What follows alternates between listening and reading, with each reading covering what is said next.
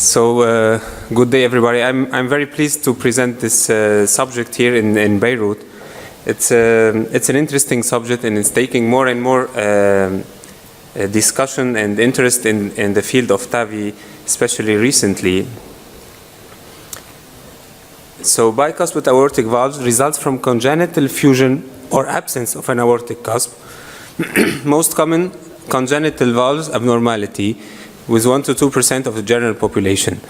They are more common in Asia. Even in Europe, there is some geographical diversity, and there is a male predominance. I will try to go fast a bit on the pathophysiology and the data to catch up a bit of time, and then to show you more like tips and tricks. Many classifications have been proposed for bicuspid. Maybe the most famous is the Sievers classification that we know all, especially our surgeons. So the type 0, type 1, and type 2 bicuspid. Interestingly, there has been a TAVR-specific BAV classification that has been proposed by Gila Howie and colleagues in JACC imaging. And this is very nicely, it shows this bicommissural non-raphe type, equivalent to the type 0, where we have only two cusps with resulting from either coronary cusp fusion to the right and the left, which is the most common, or the mixed cusp fusion with the other type. Bicommissural raphe type, so we have a raphe here between the fused cusp, which is a type 1 bicuspid, and this subgroup of bicuspid, I don't know if they are really bicuspid. This is tricommissural, called known more as a functional or acquired in the surgery discussions. So this, you have the calcification not reaching the basal third of the sinus. So how is this working? Oh, okay. It works there. It doesn't work on my screen. Okay. So it's all about this abnormal flow in the aortic valve. So it causes an increased leaflet mechanical stress, which accelerates the endothelial damage, calcification, and so we have aortic stenosis presented at a younger age. This can be also associated with ascending aorta dilatation due also to this wall stress with this abnormal flow, and also a tissue matrix metalloproteinase changes. You can appreciate here the laminar flow in the descending aorta and this turbulent flow in the ascending is called it's like the hurricane aorta. So as a prevalence, if you take this publication for a surgery sample for 900 patients, if you take all patients, you have around 50-50 bicuspid and tricuspid. But if you consider the younger population, bicuspid is more prevalent. Also, this shows from China. So when a younger age are operated, then this bicuspid is much more prevalent. Still, we have 20% octogenarians. In TAVI, so this is data for TAVI in bicuspid, so much more prevalent in China, of course. But even in Europe, for example, we have diverse. In Poland, we have a lot of bicuspids. And then in Germany, this year, it was around 1 to 2%, but still it's not a very recent data. So we have limited data on TAVI in patients with bicuspid aortic stenosis. The pivotal randomized trials, they typically excluded those patients from their cohorts. And the main data we have come from registry or retrospective observational studies. So, but it's becoming a pressing issue, given that TAVI is moving into younger and lower risk population. Still in the guidelines, the recent guidelines, so we have valve morphology bicuspid, it favors SAVR. To show a bit the data, the early generation devices didn't perform well in this anatomy. Even in tricuspid, I think it didn't perform well. We had high mortality rate and high paravalvular regurgitation. This slide is small. So here is a comparison from early to new generation devices. It showed better performance with the new generation devices. And the recent publication from Sung Han Yoon It's a multi-registry data propensity score matching data of more than 500 patients, bicuspid versus tricuspid. It showed a very good results in terms of safety and mortality, and also in functional results. The new generation devices, either Evolut, Lotus, or Sapien, they performed very well. And in this meta-analysis of 13 observation studies with more than 750 patients, the safety results were good. This was not associated with an excess mortality, but still the significant paravalvular leak and the pacemaker rate were an issue. So we performed this very honestly last week. It was an analysis of a sub-cohort from the German Heart Center in Munich.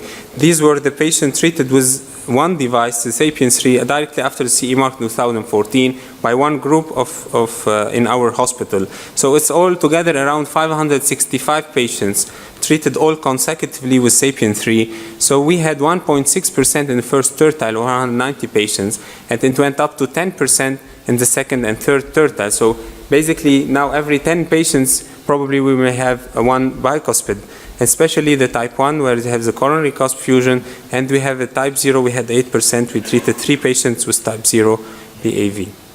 To show you quickly the results, the bicuspid valves is a number of 39, so they were significantly younger and lower risk. Still 23% were octogenarians. The results were pretty good. No annular rupture, no mortality, no coronary impairment. But more interestingly, the pacemaker rate was 2.8%, which is a great result. We had only one patient from 36, 3 other patients had already pacemakers, and significant paravalvular leak on echo on 30 days was 0. One concern was a minor stroke. We had 3 minor strokes. It's still a question mark. It's a small sample, but still we have to consider, but no major strokes. So what are the challenges of TAVI in bicuspid? Of course, riding a tricycle can be easier than riding a bicycle, especially for beginners. So we treat here large annuli and with elliptical shape. Accurate CT sizing can be challenging, particularly with the subgroup of true bicuspid, type 0 bicuspid valves. And this can risk an oversizing, which can increase the rate of pacemaker and maybe another rupture. Valve crossing can be also challenging. We will discuss this. Long cusp leaflets and effaced sinuses can increase the risk of coronary impairment, especially when coronary heights are limited. And most importantly is the heavy asymmetric calcification. So the asymmetric can cause an asymmetric valve deployment or even an incomplete valve expansion, which may result in an increased paravalvular regurgitation, which we don't want in those younger population patients. We published recently in European Heart a paper on tips and tricks that we use every day for TAVI in bicuspid. I will share it with you. So I start with CT annulus sizing. I'm very lucky that Professor Achenbach is among us in this session. So when he published one of the first papers on CT imaging for TAVIs in JACC Imaging, very famous publication. So when we have a tricuspid valve with 3 hinge points, we get a 3D MPR, we align the 3 points, we get the good annulus diameter. There is a lot of automated software, they do this very nicely as well. The problem with the true bicuspid that we have only 2 hinge points and we want to construct a 3D structure from only 2 anatomical points. So when we align on our transverse plane the two hinge points that we have, the risk is that on the other plane that we have an oblique plane cutting in this on the transverse, and this can only cause an oversizing in this issue. So and then to show it to you how to prevent that, I will simplify it. So we align the 2 hinge points, and we have like a plane on the transverse and annular plane that we have to go and tilt the sagittal plane in all direction to prevent those oblique, which is oversized plane, and they get the smallest area visually possible that we can have, and then there we can go and do the measurements with no risk of oversizing. Alignment of the cusps also can be challenging because the optimal implantation projection, it's very important to have a coaxial implantation of the valve to have a good functional result afterwards. Here with abnormal geometric conformation and the unequal sized leaflets, this can be unsuitable, especially that the predicted CT projection can be unsuitable. So what we propose is to get the coplanar view based on the valve alignment. This may be classic when we implant self-expanding valves, but with these valves normally it was not an issue. So here when you want to use the Sapien, what we do is we check the coaxiality of the prosthesis frame, as you see in this figure, before deploying the valve, and this gives us a good coaxial deployment. Crossing of the valve, we described in a previous paper, so how to use the right cusp, the anatomy, to use in that anatomically guided retrograde crossing of the valve. We know that the right cusp is anterior. The non-left or posterior compared to the anterior. So what we propose, if the hole is in the middle, start in posterior and go anteriorly, and on the way you cross. So if you start in the non, turn your AL1 clockwise, and then you will cross on the way we're going anteriorly, and the opposite from the left. You can use this in the bicuspid, but you have to take in consideration to start from the unfused cusp. For example, in this case, start from the non, turn clockwise, and you cross here toward the fused cusp. And I show you in this, hope it works.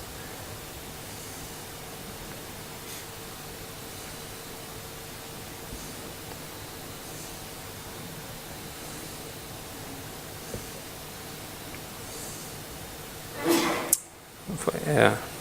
Do you see what I? Yeah. So this is. I will go fast. So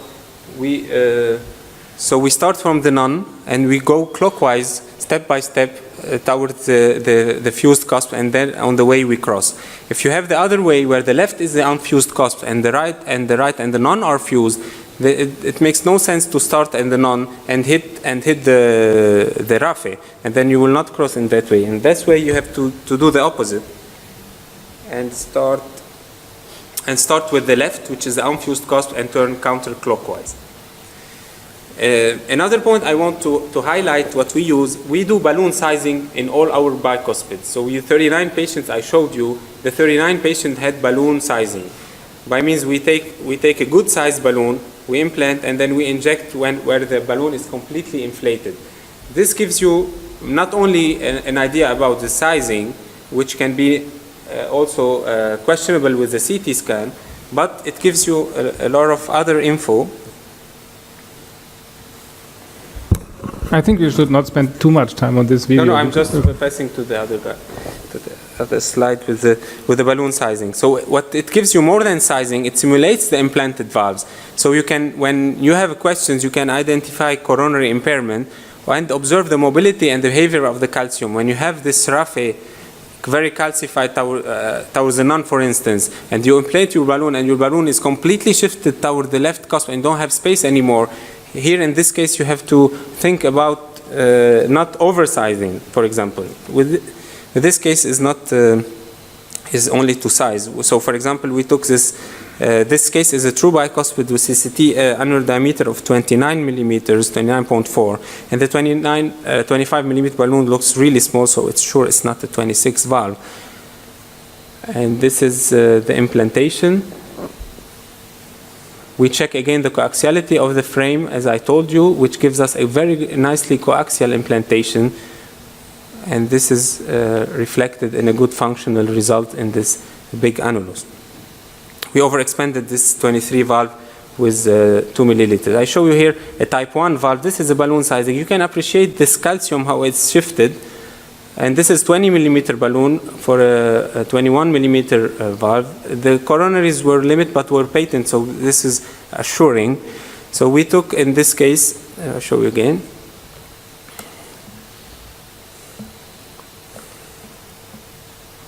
So we took, in this case, Sapien 23, underexpanded with 2 milliliters, which was a very young patient. We didn't want to take risk, especially what we saw on the balloon. But still, here on the control, we saw that we have enough space. The valve is underexpanded, so there is no harm to go and put the other 2 milliliters and go inflated nominal. And this is what we did. You can see better expansion, more foreshortening, and this is the functional result. Okay, it was good. So, in conclusion, BAV are a special disease category in patients, especially younger and lower risk. So we want the best result in this subgroup of patients. Increasing reports of successful TAVI in BAV are assuring, especially in the new generation devices. It all depends on pre-procedural planning, especially CT. Balloon sizing, in our opinion, is important in every case, and go and check the valve frame to have coaxial deployment, which gives you better functional result. Unanswered question in my talk is the theory of supraannular sizing, which has been proposed for this anatomy.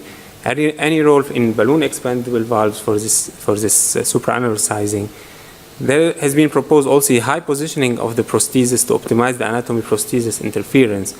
What about coronary impairment in this? What about durability in bicuspid? We don't know. And the last question, what shall we do in bicuspid? Shall we do balloon expandable? We have good result also with self-expanding. Or do we need a dedicated devices for bicuspid? Like this valve is under study in the pipeline, the VitaFlow. It's a bit mixed of everything. It's a nitinol, you have a skirt, and then, but with a good planning, maybe the valves that we have on the market are pretty good. Thank you.